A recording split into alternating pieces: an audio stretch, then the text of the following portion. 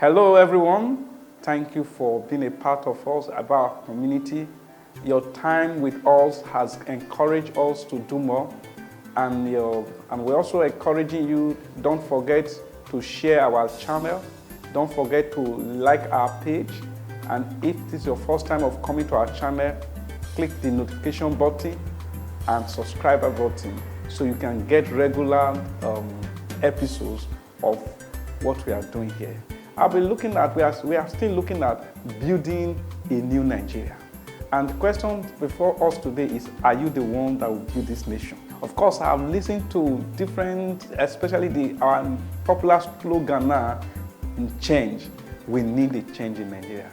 However, I would like to ask that the change we need in Nigeria will not just be a nation, it is Nigerians that need change, because it's the Nigerians' transformation and change of attitude, perception, and perspectives that will bring about change to our nation, Nigeria.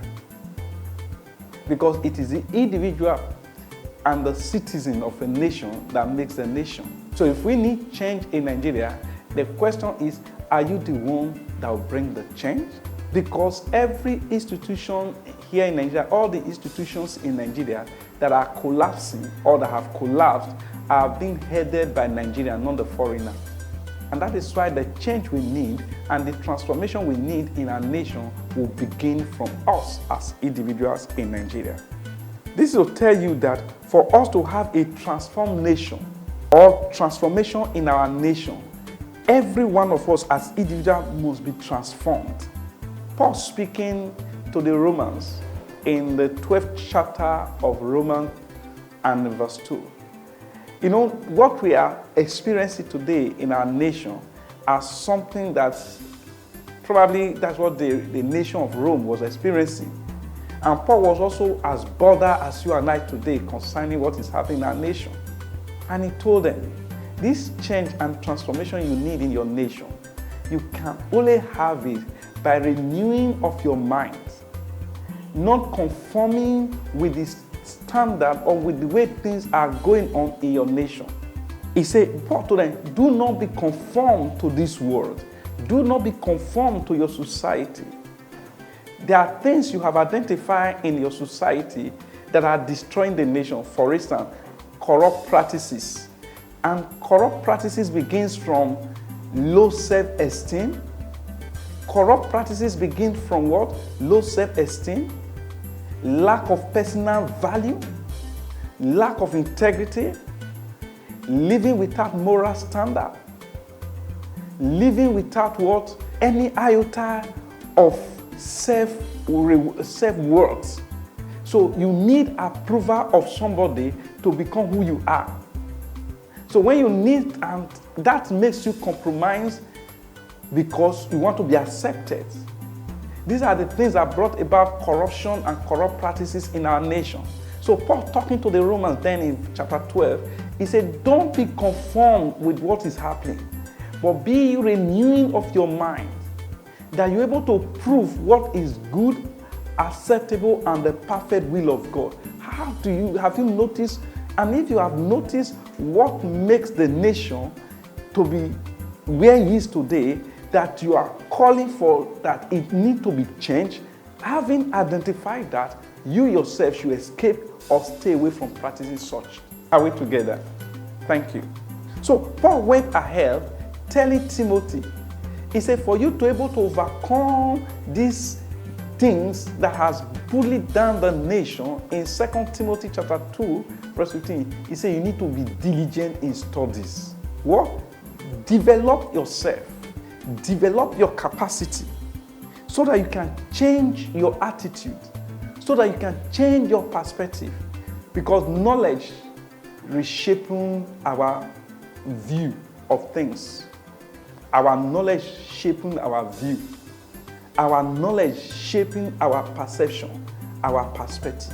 So it says, study to show thyself approved, so that those who want to become leader must take out time, who want to lead organizations, must take out time to understudy what is responsible for the collapsed institutions. He must study to find out. He stressed this self-development. That's what he told Timothy.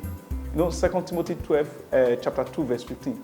He stressed, study to show yourself approved. Recall that Hosea 4:6 also stressed that. He said, for my people are destroying for lack of knowledge.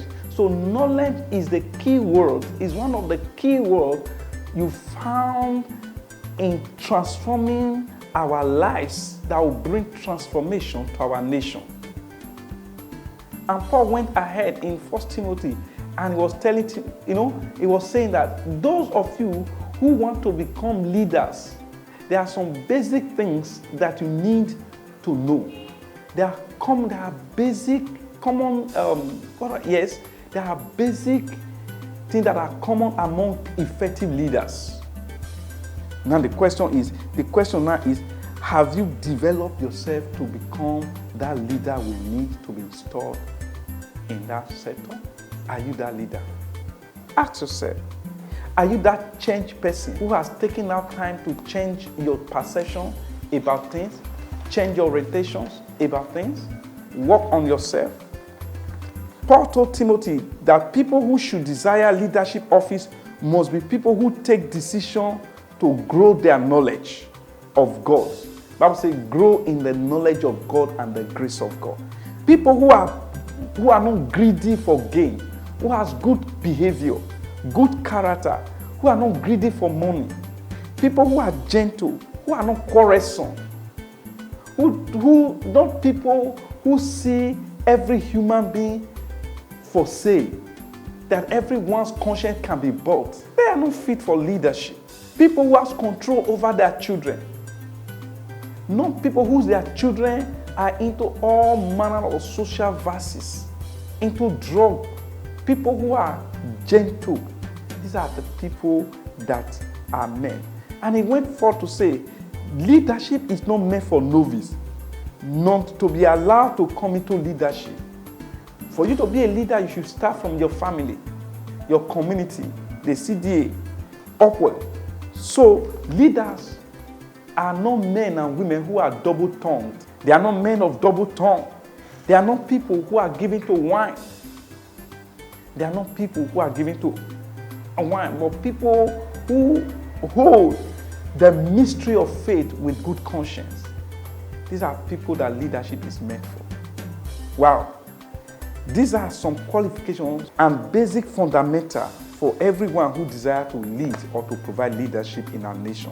Recall, Paul told us to study, meaning we should develop ourselves through positive knowledge that will first bring transformation to ourselves, to our family, to our society, and to the nation at large. Thank you for being part of us. I'd like to ask this question. Are you sure you are the leader we need? Have you worked on yourself? Don't forget to like our page and to register to join leaders who decide to transform themselves and to provide effective leadership by logging to www.realstarleadersclub.org. Thank you and God bless you.